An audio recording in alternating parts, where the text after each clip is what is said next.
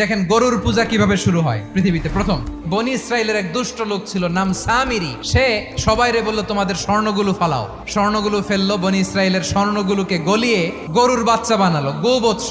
জিব্রাইল আলাইহিস সালাম যে জমিনে এসেছিলেন, ওই ফেরেশতার পায়ের নিচের একটু মাটি সে বুদ্ধি করে প্যাকেটে রেখে দিছিল। স্বর্ণ দিয়ে বানানো গোবৎস গরুর বাচ্চার গায়ে যখন সেই মাটি ছুঁড়ে দেয়া হলো, এখন বাছুরের ভেতর থেকে ভ্যাঁ ভ্যাঁ আওয়াজ আসতেছে। কি আসতেছে?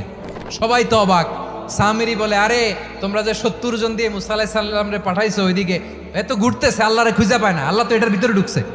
নাউজুবিল্লাহ, এটার ভিতরে সেজদা দাও। এই সেজদা দিয়ে গেল। হারুন আলাইহিস সালাম তাদেরকে বুঝালেন, শিরক করো না, আল্লাহরে ভয় করো। শুধু এতটুকুই তিনি বুঝালেন, দাওয়াতি কাজ পালন করলেন, কিন্তু প্রতিরোধ করেন নাই। এই ঘটনা থেকে শিক্ষা কি?